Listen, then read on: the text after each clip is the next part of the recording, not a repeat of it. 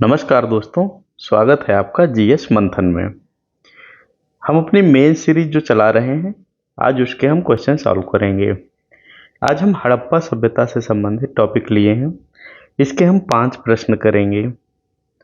Main series में हम करते क्या हैं कि क्वेश्चन लेते हैं, जैसे मेंस में आपके आता है, फिर उसको पूरी व्याख्या के साथ आपको समझाते हैं कहाँ क्या लिखना है, क्या क्या नहीं लिखना है। क्या होता है ना कि जैसे प्री की तो हमारी तैयारी बहुत अच्छी हो जाती है, लेकिन मेंस को हम सोचते हैं कि वैसे हो जाएगा, लेकिन ऐसा नहीं है। फाइनल सिलेक्शन आपका प्री मेंस और इंटरव्यू के बाद ही होता है, इसलिए यह सीरीज हमारे लिए महत्वपूर्ण है।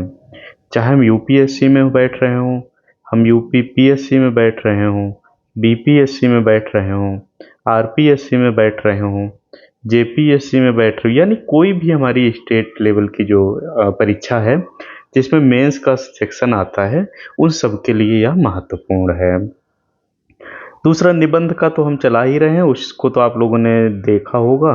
नहीं देखा है तो देखना शुरू करिए। हम उसमें निबंध आपको देते हैं, पूरा निबंध समझाते हैं। यानी हमारा पूरा काम है कि हम आपको ये जो मेंस का सेक्शन रहता है इसको कवर कराएं।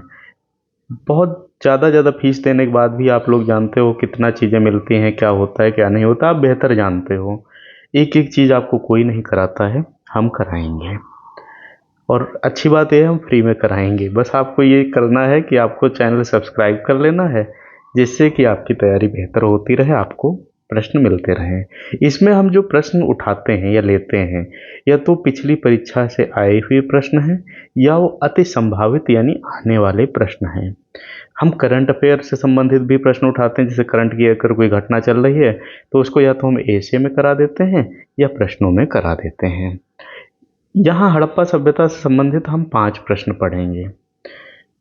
5 प्रश्न पढ़ेंगे। यहाँ पर 2 परीक्षाएं आपकी हैं। पहली, लगातार इसको देखना है। कारण क्या है देखने का?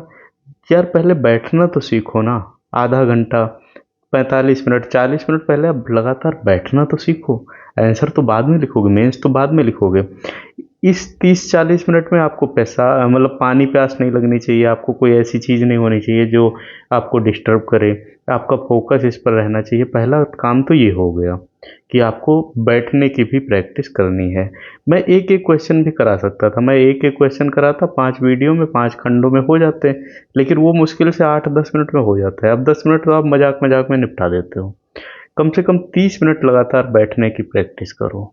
ये भी मेंस की प्रैक्टिस में ही आएगा। बहुत मेहनत करनी पड़ती है, ऐसे नहीं है कि केवल हमने 2 किताब उठाई।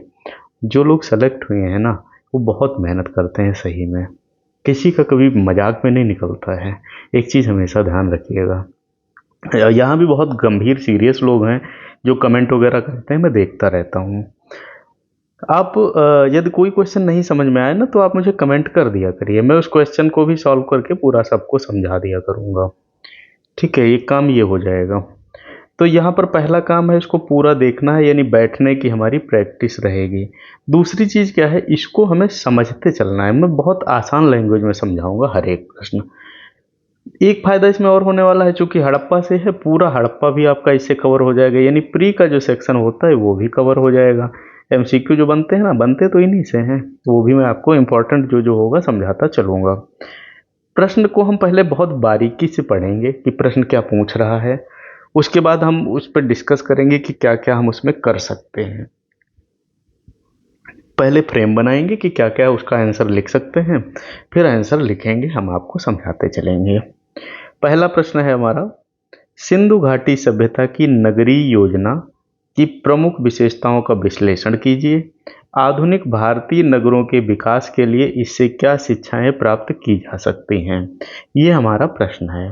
2 खंडों में है, एक तो हमारा यहाँ तक है, एक हमारा यहाँ तक है।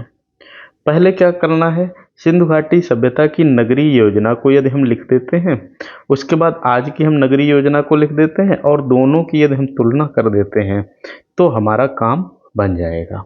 प्रश्न यही तो पूछ रहा है कि भाई पहले नगरीय सभ्यता उनकी वाली देख लेते हैं, फिर आजकल वाली से इसको तुलना कर देते हैं, और शिक्षाएं मतलब क्या है कि इससे क्या निष्कर्ष निकलता है उसको लिख लेते हैं। तो इसमें हम सिंधु घाटी सभ्यता के बारे में लिखेंगे, उनकी नगरीय योजना के बारे में लिखेंगे, आज की योजना के बारे में लिखेंगे और तुलना कर लेंगे। शुरुआत करते हैं। सिंधु घाटी सभ्यता जो है वो 2600 से 1900 ईसा पूर्व के आसपास, कहीं कहीं 1750 भी लिखा होता है, ईसा पूर्व मानव इतिहास की सबसे प्राचीन नगरीय सभ्यताओं में से एक है। इसका प्रमुख आधार नगर नियोजन था, जिसने इसे समकालीन सभ्यताओं यानी मेसोपोटामिया और मिस्र से अलग पहचान दी। हड़प्पा, मोहनजोदड़ो, धौलावीरा जैसे नगर इसके अद्वितीय उदाहरण हैं। सुव्यवस्थित सड़कें, नालियां, जल प्रबंधन, सार्वजनिक भवन और ग्रिड पैटर्न पर आधारित योजना आधुनिक नगरों को भी प्रेरित करती है। ये जैसे हम वहाँ प्रस्तावना लिखते हैं ना, तो यहाँ प्रस्तावना नहीं लिख रहे हैं, बस ये बता रहे हैं कि ऐसा ऐसा था। सुव्यवस्थित सड़कें, नालियां, जल प्रबंधन, सार्वजनिक भवन, ग्रिड पैटर्न पर आधारित योजना, ये सब प्रेरित करती हैं। विशेषताएं क्या थी?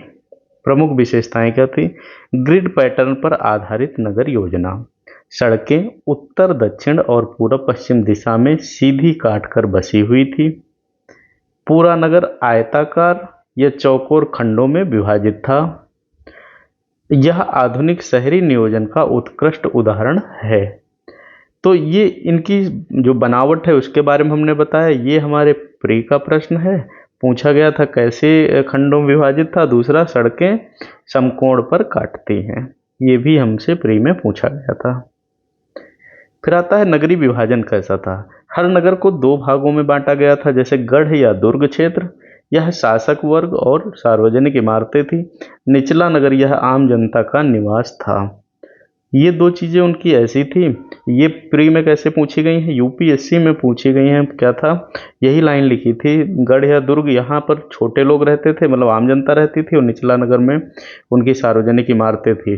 फिर पूछा था पहला कथन सही, दूसरा सही, तीसरा सही, ऐसे वाला, तो इसको भी हमें ध्यान रखना है। यह विभाजन प्रशासनिक और सामाजिक व्यवस्था को दर्शाता है। फिर आती है इनकी सड़क व्यवस्था। सड़क व्यवस्था कैसी थी? मुख्य सड़कें लगभग 9 से 10 मीटर चौड़ी थी। गलियां मुख्य सड़कों से जुड़ी थी। सड़कों पर मोड़ कम थे और घरों का प्रवेश प्रायः गलियों से होता था। यह सुरक्षा और सुव्यवस्था का प्रतीक था। फिर अगला पॉइंट आता है निकासी एवं जल प्रबंधन प्रणाली, यानी हर घर से जुड़ी नालियां थी जो मुख्य नालियों से जुड़ती थी। नालियों को पक्की ईंटों से ढका जाता था और सफाई हेतु मैनहोल बने थे। यह आज के आधुनिक ड्रेनेज सिस्टम से भी उन्नत माना जाता है। फिर नगर निर्माण और ईंटों का प्रयोग। सामग्री कैसी थी? घर और भवन पक्की आयताकार ईंटों से बने थे। मानकीकरण उनका क्या था? 1:2:4 था। यह योजनाबद्ध उत्पादन और तकनीकी उन्नति को दर्शाता है। इनकी जल संरचना कैसी थी? कुएं हर मोहल्ले और घर में थे। प्रश्न ये था एमसीक्यू वाला कि हड़प्पा सभ्यता के लोग कुएं से प्रचलित नहीं थे, कुएं को नहीं जानते थे। धौलावीरा में विशाल जलाशय और बांध मिले हैं। मोहनजोदड़ो का ग्रेट बाथ स्नानागार जल संरचना और धार्मिक सांस्कृतिक का प्रतीक था। सार्वजनिक और प्रशासनिक भवन कैसे थे? जैसे गोदाम है, सभा भवन है, ग्रेट बाथ यानी विशाल स्नानागार इमारतें मिलती हैं। यह संगठित प्रशासन और सामाजिक जीवन का प्रमाण है। घर और आवास व्यवस्था कैसी थी? घर प्रायः 2 मंजिला होते थे। आंगन के चारों ओर कमरे बने होते थे, ऐसे करके, ऐसे तो अभी भी अपने घरों में देखो, ऐसे ऐसे करके बने होते थे। शौचालय और स्नान घर भी बने थे। यह स्वच्छता और गोपनीयता के महत्व को दर्शाता है। देखो, ये जो बीच में कुछ समय एक ऐसा आया था जिसमें कहा गया था कि घर में शौचालय नहीं होगा, और लोग उसके अलग अलग तर्क देते थे कि घर में रहते हैं, शौचालय कैसे बना सकते हैं, जो भी है। लेकिन जो हमारा पुराना समाज था, यानी जो हमारी हड़प्पा सभ्यता थी, उसको ही आप देखो तो वो लोग अपना घर में शौचालय बनाते थे और बंद स्नानागार बनाते थे। जैसे नहाने की जो जगह होती थी ना, बंद बनाते थे, यानी तब भी गोपनीयता थी। दूसरी चीज उससे हमें ये भी पता चलता है कि भाई जैसे घर में पिता भी होता है, बेटी भी होती है, पत्नी भी होती है, बेटा भी होता है, मतलब सब रिश्ते रहते हैं, तो उनमें ये रिश्तों की भी एक परंपरा थी उस समय। आधुनिक भारत के लिए शिक्षाएं क्या हो सकती हैं? शहरी नियोजन यानी ग्रिड पैटर्न। आज स्मार्ट सिटी और आधुनिक टाउन प्लानिंग के लिए ग्रिड सिस्टम आदर्श है। ट्रैफिक प्रबंधन और सुव्यवस्थित बस्ती के लिए यह आवश्यक है। फिर स्वच्छता और ड्रेनेज सिस्टम, यानी आधुनिक भारत की नगर पालिकाएं अक्सर नालियों और सीवरेज की समस्याओं से जूझती हैं। हड़प्पा का मॉडल हमें टिकाऊ और वैज्ञानिक जल निकासी प्रणाली अपनाने की शिक्षा देता है। जल संरक्षण यानी धौलावीरा का जल प्रबंधन मॉडल सूखा प्रवण क्षेत्रों के लिए आज भी प्रासंगिक है। भारत में जल संकट से निपटने के लिए पारंपरिक तकनीकें उपयोगी हो सकती हैं। फिर आता है सार्वजनिक भवनों का महत्व, यानी हड़प्पा के ग्रेट बाथ, स्नानागार और सभा भवन सामुदायिक जीवन के प्रतीक थे। आधुनिक नगरों में भी सामुदायिक स्थल, पार्क और सांस्कृतिक भवन आवश्यक हैं। सस्टेनेबल डेवलपमेंट, यानी हड़प्पा में पर्यावरण के अनुरूप नगरीय योजना थी। आज के समय में पर्यावरण सम्मत निर्माण और इको फ्रेंडली शहरों के लिए यह आदर्श है। कुछ प्रश्नों में आ जाता है ना कि इसकी आलोचना भी करिए, कुछ प्रश्नों में आ जाता है, तो हम वो खंड भी इसमें जोड़ के चलेंगे, जिससे कि यदि प्रश्न थोड़ा भी उसमें एक लाइन ज़्यादा जोड़ दी जाए तो आप घबराएं ना। आलोचना मतलब बुराई नहीं होता है, आलोचना मतलब होता है तार्किक तथ्य।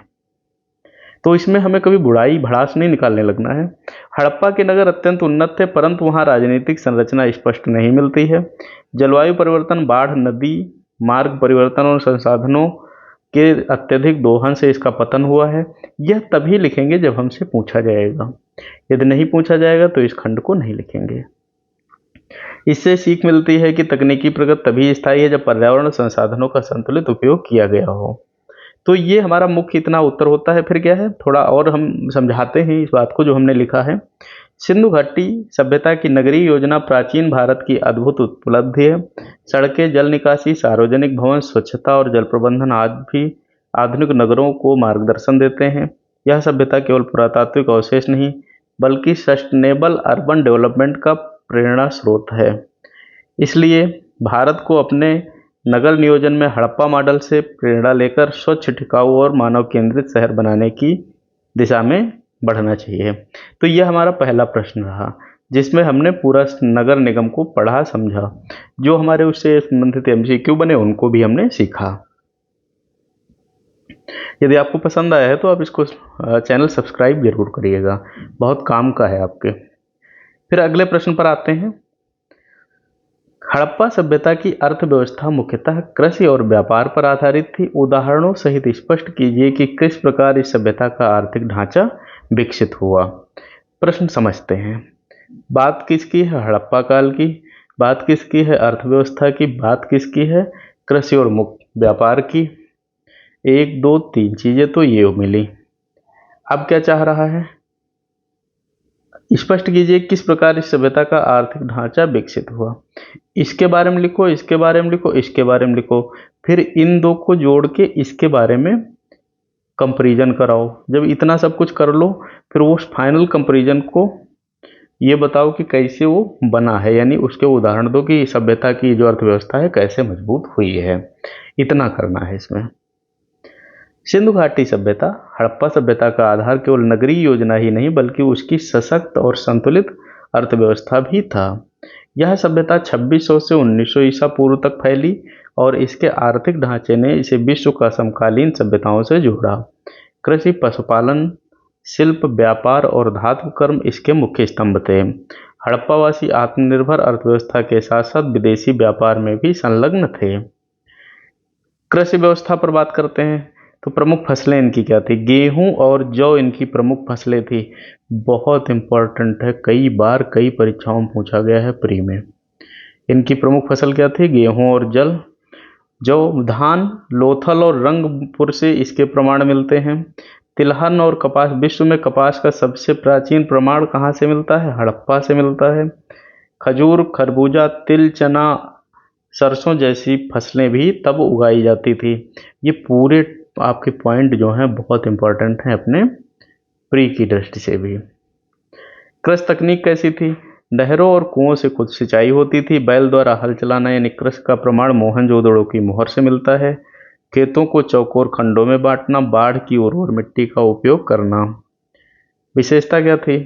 कृषि मिश्रित थी, वर्षा और नदी दोनों पर निर्भरता थी। धौलावीरा में जल संरक्षण की उन्नत प्रणाली मिली है। पशुपालन, कौन कौन से पशु थे तब? गाय, बैल, भैंस, भेड़, बकरी, सूअर, ये थे। घोड़े का स्पष्ट प्रमाण नहीं है परंतु घोड़े जैसे जानवर की अस्थियां सुरकोतका गुजरात से मिलती हैं, लेकिन यह नहीं है। यूपीएससी ने जो पूछा था तो उसका आंसर यही माना था कि घोड़ा तब नहीं पता था। हाथी और ऊंट का उपयोग परिवहन में होता था। कुत्ता और बिल्ली जैसे पालतू जानवर पाए गए हैं। मोर और कबूतर जैसे पक्षी भी पाले जाते थे। फिर शिल्प एवं धातुकर्म, यानी धातुएं कौन कौन सी हैं?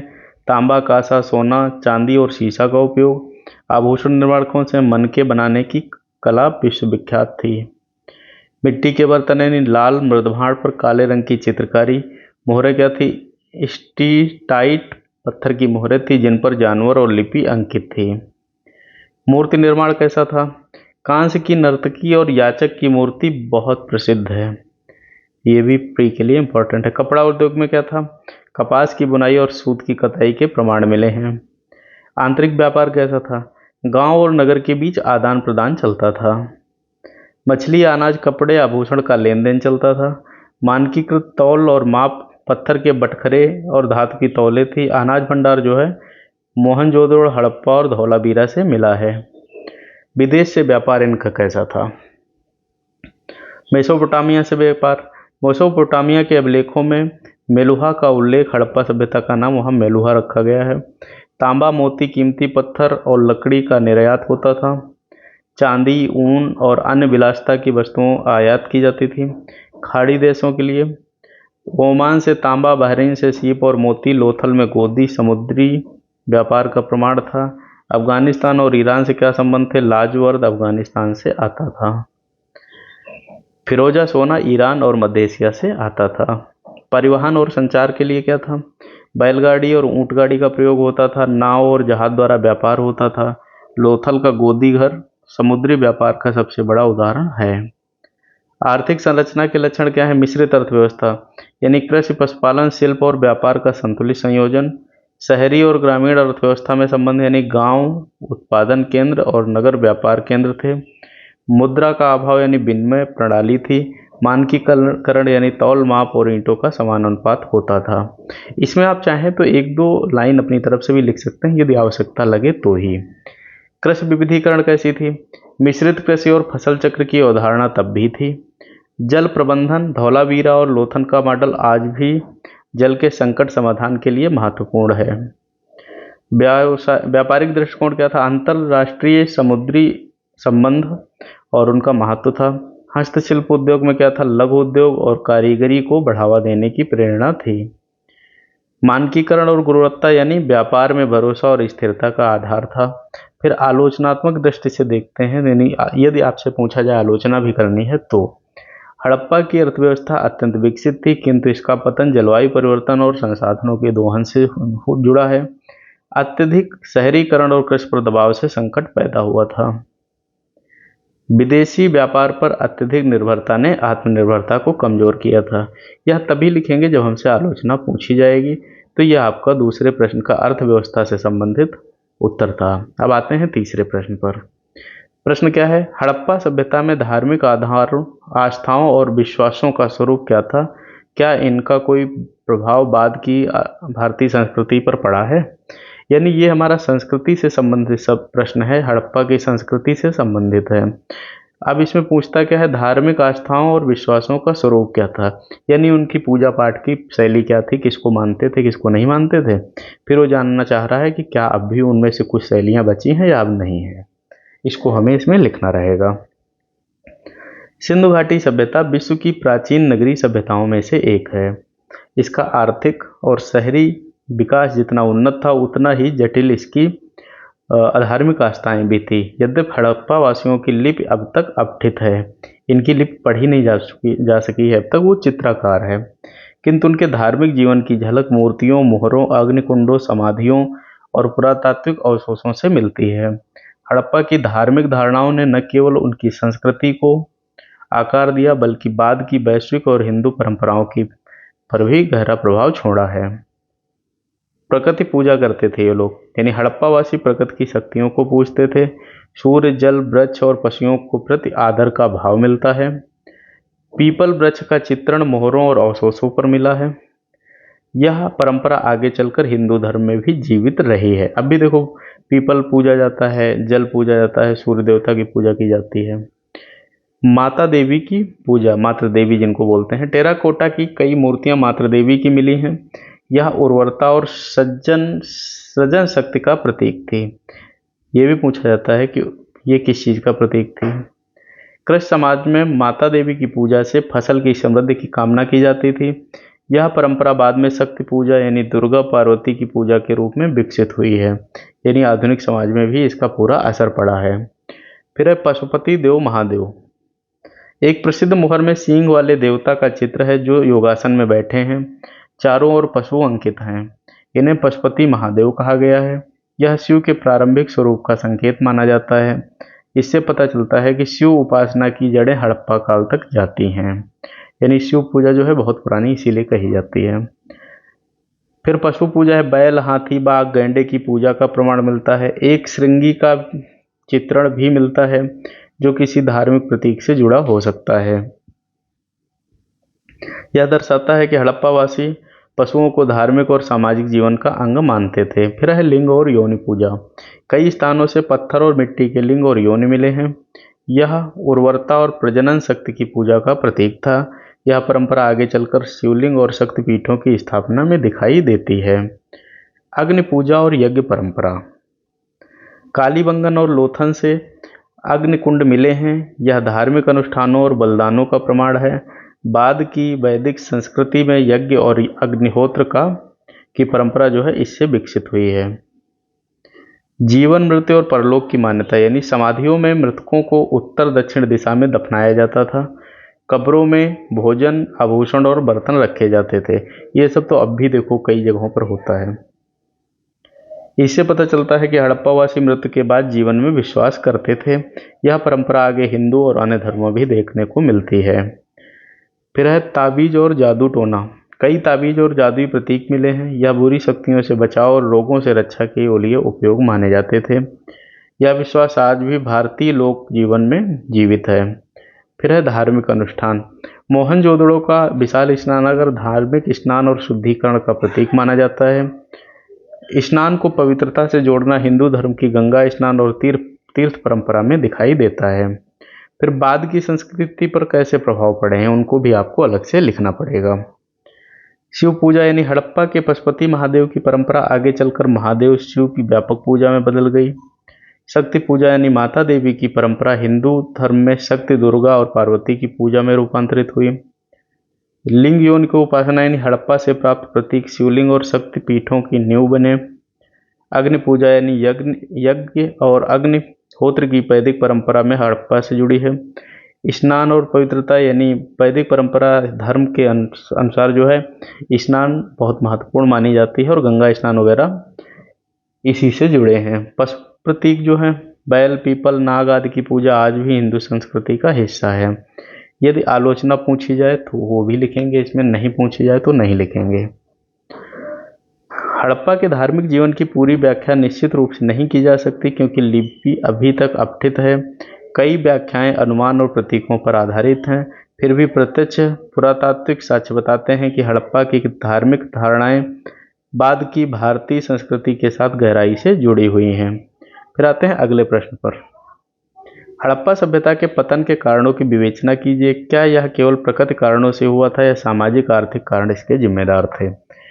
तो हमें इसमें इनका पतन कैसे हुआ इस पर बात करनी। देखो, पहले प्रश्न में हमने क्या देखा, इनकी नगर नियोजन को देखा।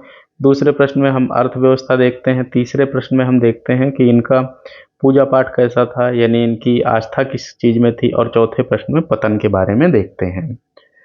इसमें क्या क्या लिखना रहेगा, पहले थोड़ा लिखेंगे हड़प्पा सभ्यता के बारे में, फिर लिखेंगे प्राकृतिक कारणों से कैसे पतन हुआ, फिर सामाजिक कारण क्या क्या जिम्मेदार थे। सिंधु घाटी सभ्यता 2600 से 1900 ईसा पूर्व विश्व की सर्वाधिक उन्नत नगरीय सभ्यताओं में से एक थी। इसके नगर नियोजित थे, व्यापार व्यापक था, समाज संगठित था। परंतु इतनी उन्नत सभ्यता का पतन अचानक हुआ और लगभग 1900 ईसा पूर्व के बाद इसके नगर उजड़ने लगे। 1650 तक ये बिल्कुल गायब हो गए थे। हड़प्पा सभ्यता के पतन का प्रश्न इतिहासकारों और पुरातत्वविदों के लिए आज भी शोध का विषय है। विभिन्न मत हैं। कुछ विद्वान इसे प्राकृतिक आपदाओं से जोड़ते हैं, तो कुछ सामाजिक, आर्थिक और राजनीतिक कारण इसके जिम्मेदार मानते हैं। पहले पर्यावरणीय कारण पर देखते हैं। बाढ़। मोहनजोदड़ो की खुदाई में कई स्तर पर बाढ़ के चिन्ह मिले हैं। लगातार आई बाढ़ों ने नगरों को नुकसान पहुंचाया होगा, परंतु केवल बाढ़ से पूरी सभ्यता का पतन जो है संभव नहीं है। भूकंप। कुछ विद्वानों का मानना है कि भूकंप से नदियों का मार्ग बदल गया होगा। घग्गर और हकरा संभावित। सरस्वती नदी के सूखने से कृषि प्रभावित हुई होगी। नदियों के प्रवाह परिवर्तन से सिंचाई व्यवस्था ढह गई होगी। जलवायु परिवर्तन। वैज्ञानिक शोध बताते हैं कि लगभग 2000 ईसा पूर्व के बाद जलवायु शुष्क होने लगी। मानसून की कमजोरी से सिंचाई और कृषि संकट आया और भूखमरी और पलायन का दबाव बढ़ा होगा। आर्थिक कारण क्या है? कृषि का संकट। सिंचाई प्रणाली नष्ट होने से उत्पादन घटा।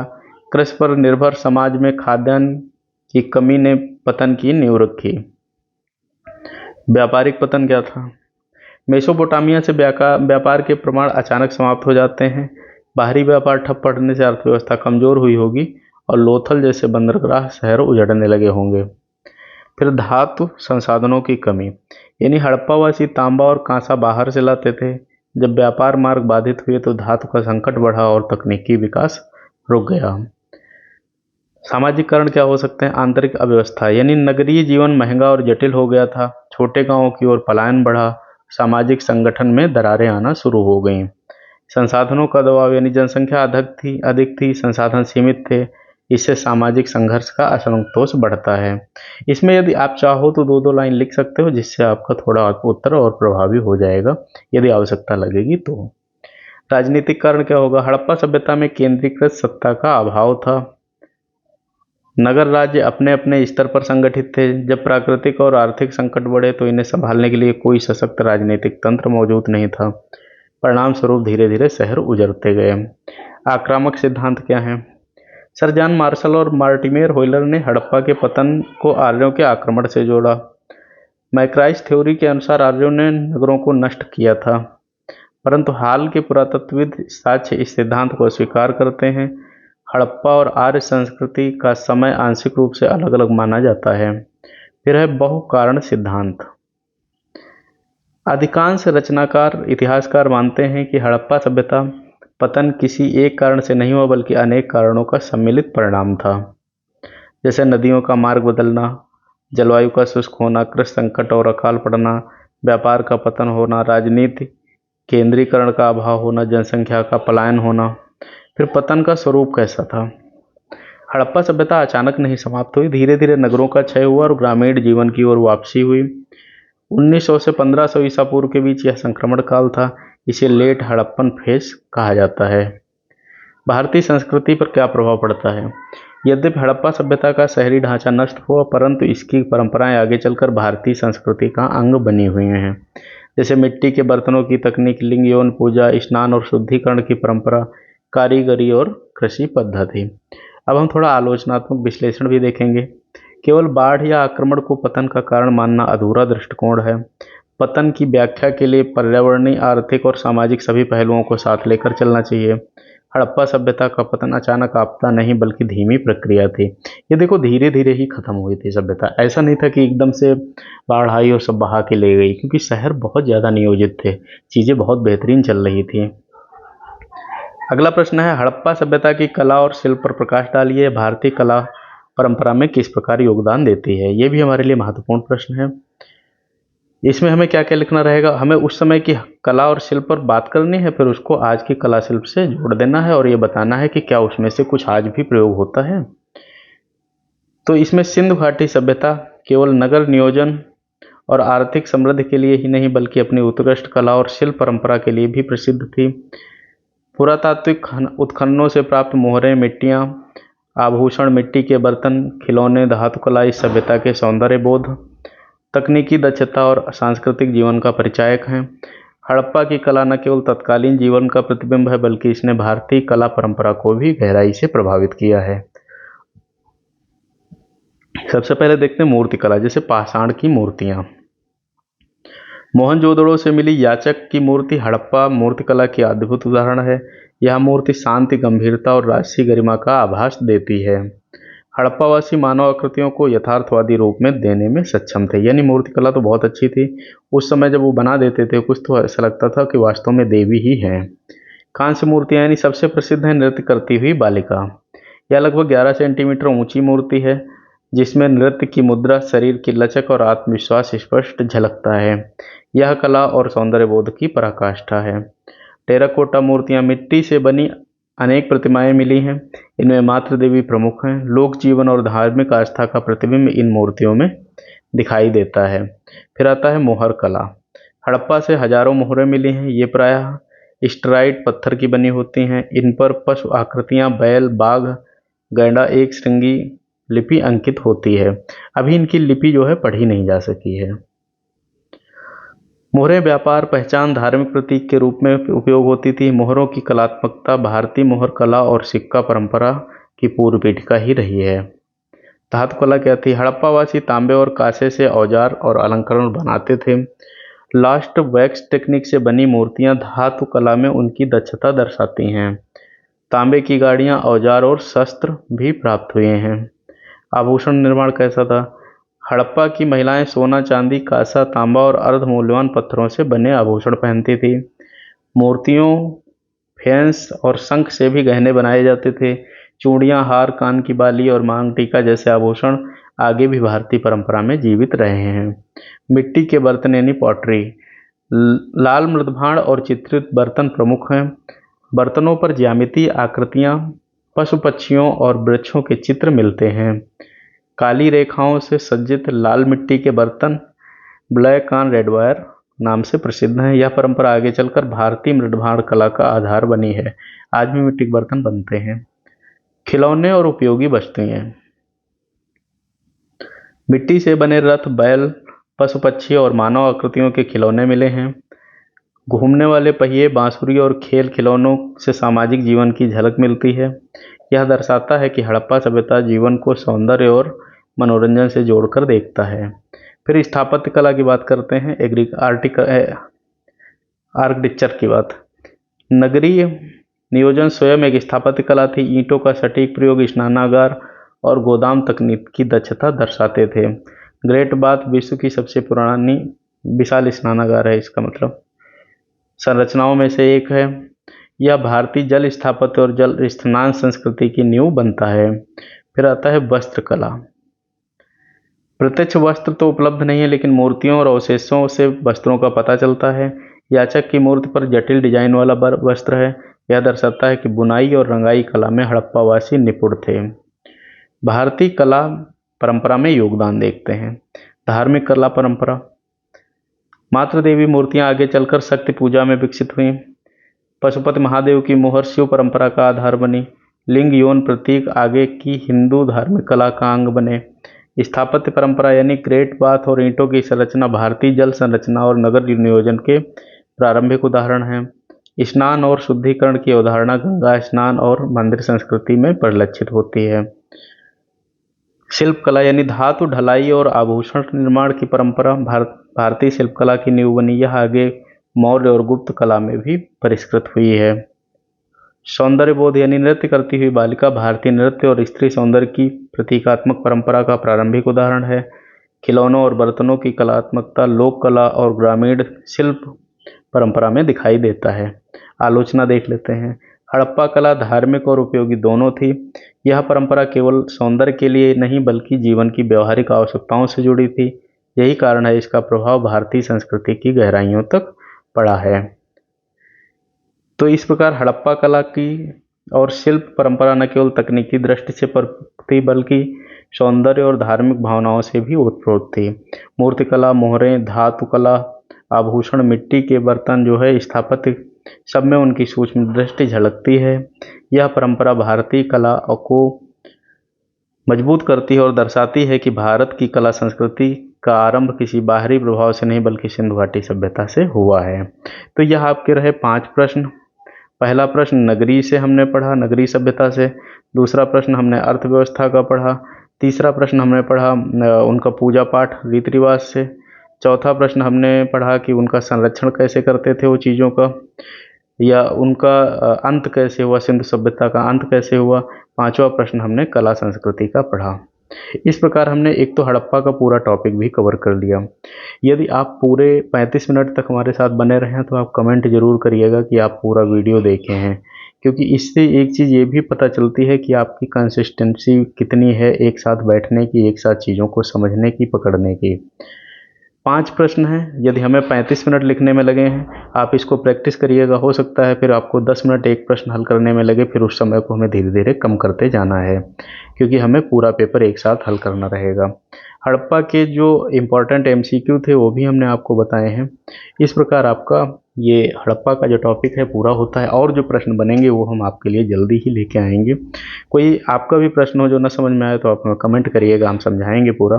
पसंद आए तो लाइक करिएगा और लोगों में शेयर करिएगा।